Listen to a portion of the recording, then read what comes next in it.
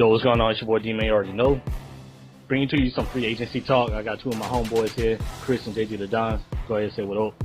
What's good, YouTube? It's your boy KrisBallin. What up, y'all? You said JGtheDon, sick and all, but ready to talk about this free agency talk.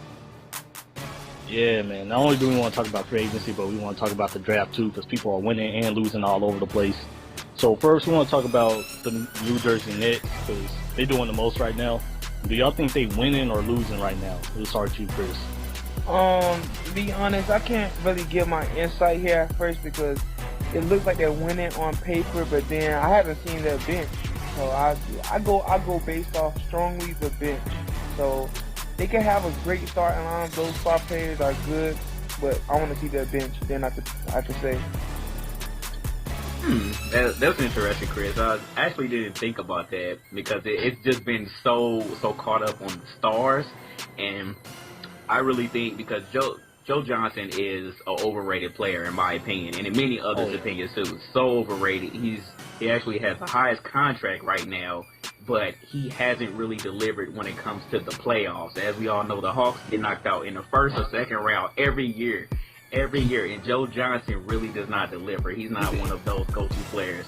He's kind of inconsistent. So yeah, he's an inconsistent star player. Yeah, so like just to hear about him going to the Nets actually did the Hawks a favor.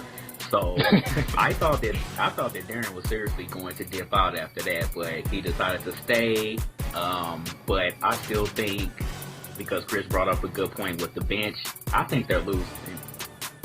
Yeah, I'm going to say losing too for now. It just depends because they trying to do the Miami way, get some star players. And I think LeBron and D-Wade and Chris Bosh, they can pull it off, but I don't think Darren Williams, Joe Johnson, and whoever else is left can pull it off, They pretty much traded their whole team for Joe Johnson. Yeah. But, I mean, if they don't get the white, though, they still have Chris Humphries and Brooks Lopez, don't they? So, yeah, in a way, I think they'll do all right, but once that second string come in, man, it's going to be a field day on there.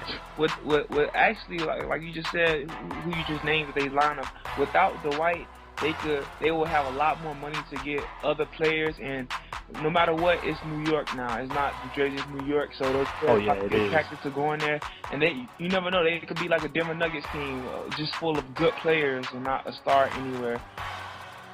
True that. Good point right there. Yeah. All right, so next topic. Jason Terry left Dallas. Dallas is freaking out about that, crying, and he went to the Seas. And I think that was the move to just basically replace Ray Allen, or maybe prepare to replace him. What y'all think? Yeah, basically, that's the first thing I thought. Like, oh, they want Ray Allen back, but they really think he's leaning towards leaving. So let's replace him with Jason Terry, who I was saying anywhere in the NBA he would be a starter because he can play. But off the bench, he's great. He's great at his role. But the thing is, he's still getting old. I just want to see Rondo with young athletic pieces.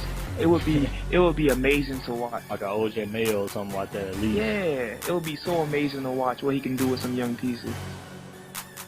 Yeah, I think that Jason Terry to the Celtics, it was another one of those unexpected moves. I don't truly understand this one. and yeah, like you all said, it might just be like a preparation for Ray Allen leaving to wherever team he's going to go to. I'm not exactly sure how this will work, and like Chris said, Rondo with younger players, he would be an absolute beast, but he came and actually grew up with old players, and I mean, he has experience, but they're getting old, so who knows how this will go. I don't know. Yeah. I think it was a good move, but at the same time, it wasn't necessary. So, like we said, not Rondo, but Jason Terry is replacing Ray Allen in a way. Kendall Marshall is now replacing Steve Nash. And I want to talk about the Steve Nash sign and trade to LA. The pros and cons, basically. So we know the pros, offensive power. He can run the offense way better than what anybody on the Lakers can do, But Chris made some good cons for picking on Steve Nash.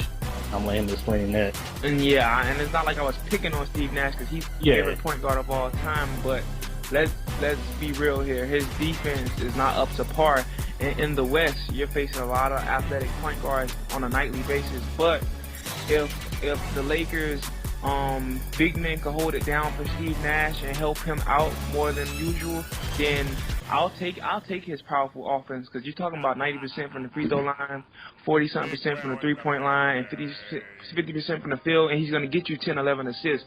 So if the big men could pick up his slack on defense, then it's great. But if they expose his defense too much and the big man can't, then it's going to be a problem. Right. Yeah, I agree with that. Yeah, pros, of course, they actually have a point. The Lakers fans, period, whether bandwagon or not, they're happy as shit right now. It would be a travesty if July 11th came and somehow this deal got turned down. But the Lakers are smart. My family did this. Yeah, yeah. So, the Lakers are doing another acquisition, as they always do. They get the good players. One of the cons that I believe will happen is I don't know how well Steve Nash will fit with the triangle offense. As we all know, Steve Nash played with the Suns for years, and they've been just an offensive-heavy team. They can put up 100 points every game with no problem. That's just how their offense ran. I don't know how well Steve Nash will mesh with Kobe and the rest of them, but it will be interesting to see. I agree with that, but I will miss the Suns-Lakers rivalry, though, because that was one of my favorites. That was the best. Man, fuck that, man. Lakers, we supposed to be to the finals twice. True that, I agree. But my thing is, Steve Nash basketball IQ is top 5 in the NBA. He's just one of the smartest persons to touch a basketball. So I feel like he can adapt to anything. Yeah, he'll definitely be able to adapt to anything, and just like Phoenix used to do, like the offensive power they have, they just put up enough points. Defense won't even matter, because we know Phoenix never was a defensive team. They just ran their opponents off the court, So I think that's what's going to happen with the LA Lakers. And I think Kobe's going to have to move more without the ball, see if he can get used to not having the ball in his hands, which I think won't be a problem for Kobe either, because he just wants to win. Yeah. So hopefully they can get that pick and roll going with Bynum, Paul Gasol. In all honesty, that's gonna. I mean, Kobe's been in the league for plenty of years. I can't name how many, I forgot, but I know it's what is it, 15 or 14 around there. So yeah, him moving off the ball and not having to waste energy with that is gonna help him last longer throughout the season. So this could be a good thing. All right. Speaking of free agency, we have to talk about Dwight Howard, because honestly, I believe the way he's handling things right now is worse than the way LeBron did it. That's just my opinion. What'd you say, Chris? He not getting all the heat like LeBron did. Oh yeah, of course. That's just like, I'm not gonna get into that. Yeah. So, I mean, just what do y'all think about Dwight? Right.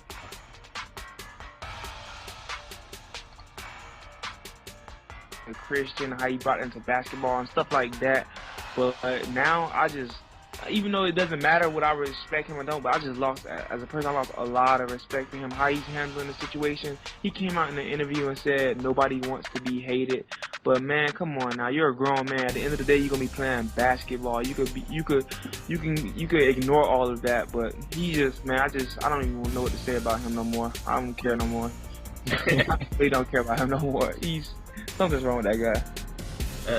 Yeah, comparisons, and but of course everyone's going to compare the LeBron situation to the Dwight situation, and only difference right now is Dwight won't have our special just to say what team he's going to. So that's the only real argument people are going to have against that. But I feel like Dwight is handling this like a little baby. Even LeBron didn't do this. He still wants to play basketball at the end of the day. He just wanted to win. Dwight, if you say that you don't want to be with the team, if you don't like your coach, if you end up getting everybody fired, I feel like that's a real baby move. If you don't like being there, just go to another team. Go to a team that you feel like you can win with, and just leave it a day, man. But the way that he's handling this right now, and the way that the media is getting on him, it's tiring right now. And like Chris said, I'm sick of it too. Right. I think the Magic GM definitely should try to trade him this summer, because if they let him play this season now, next summer he'll leave without, they won't get anything because he'll be a free agent. So hopefully they could just trade him. Hopefully they do, man. Whether he wants to go to Dallas or Brooklyn, just get him out of there. I don't even care where he goes now. Just as long as he's not in Orlando anymore. He obviously doesn't want to be there. I just read a tweet that Michael Beasley just signed with the Suns, 3 years, $18 million. So I'll take it. Yeah, he could score. Yeah, I'll take it. You know. Yeah, back on my bad. Nah, it's good. It's good. Yeah. I mean, it's a basketball talk, so why not? All right, so JGtheDon brought up earlier that he wanted to talk about Anthony Davis. What's good with that? Man, okay. So I really hope that he will not suffer the Greg Oden curse. Oh yeah. He is already hurt and will not be playing in the Olympics. Nah, they said he reported to practice. Yeah. He reported to practice. Oh, he today. did. Okay. Well, that scared me at first. I was like, no. Nah, it's still scary. It's still, you never know. It's still. I called it the Greg Oden curse yesterday. I didn't know I wasn't the only one saying that. Nah, man. I definitely felt it too. Portland just fails at the draft, and they have the first pick, or they just failed. They went over Michael Jordan for an old dude. So. I did not know that. They went over Michael Jordan and Kevin Durant. Who next? Yeah. And the dude they picked over Michael Jordan, he got injured too. He was another Greg Oden, Oh my goodness. So Portland is like the Madden curse of the NBA, huh? Yeah, they failed, yo. That's crazy. But yeah, I don't want to go down that path. I actually want to see him play this year. Hopefully he'll be alright, 100% by the time the basketball season starts. I don't too much care about him being in the Olympics. He can rap.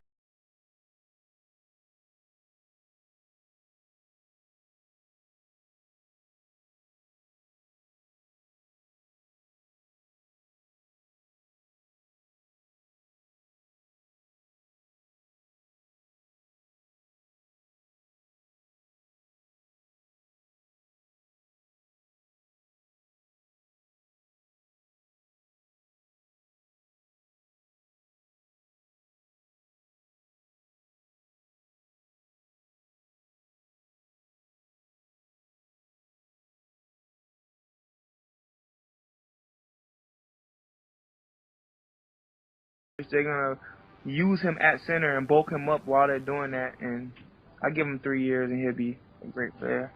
Yeah, I can see him kind of being like a LaMarcus Aldridge or something like that, Yeah, man.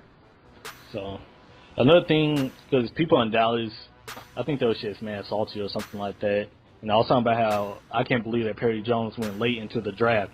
They was like, oh, Perry Jones is overrated and stuff like that. But I still think that OKC stole Perry Jones from most of the teams. Yeah. That's just my opinion. I still think he has the talent to be a starter, That's a good player. That's a steal, man. I was watching that kid play. He dropped that far because of it was a knee injury or ankle injury. That's the only reason he dropped that far. And the NBA is business, so they think, oh, he's already hurt, so he's gonna come in here and this and that. But no, that was a steal. And if this kid stay healthy and he has the right mindset, he's gonna be one of those players that's gonna be like, oh, why did he go so far in a couple of years? Watch. Right, especially in OKC because they developed their draft picks. I mean, you look at their team now; they're built off of draft picks. They drafted Kevin Durant, they drafted Russell Westbrook, they drafted James Harden.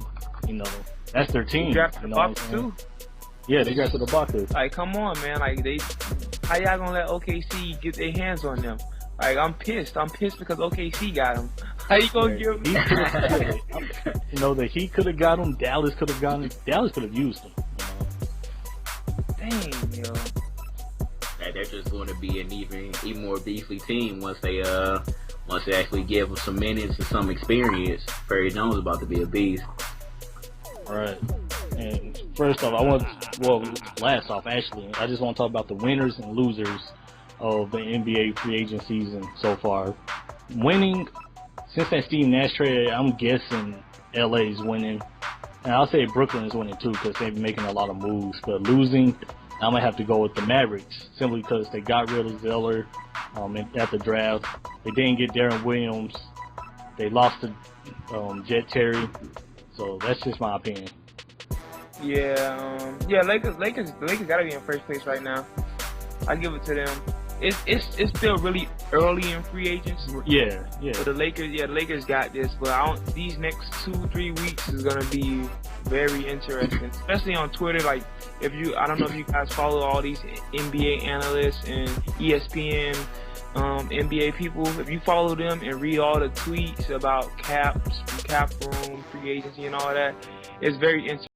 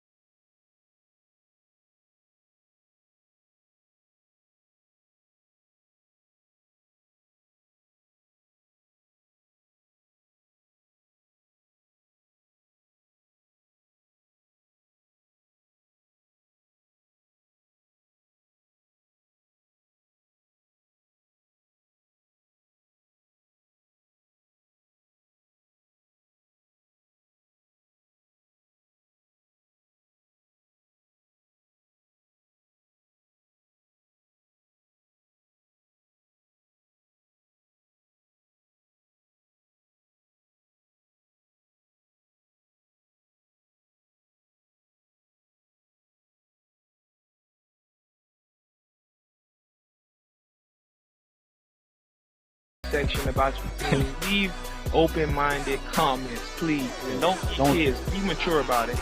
Don't be saying stuff like, the Celtics is my favorite team because I grew up. I mean, the Celtics are the best because I grew up watching them. It is what it is. Yeah, I can't be a fanboy, man. I'm from St. Louis. I don't even have a team. I just like the game of basketball. So, leave your comments and let us all know what you think, man. And follow me on Twitter, y'all. You check JGtheDon. Stupid plug, but you can follow me too, KrisBallin 305. But I'm just gonna talk about how I work out, so it don't matter. Yeah. Oh, yeah. He's not gonna do nothing but post pictures of his food too. So, I'll definitely leave the Twitter and the channel links below. Annotations and everything. Y'all go check them out. And I'll holler at y'all later. Peace.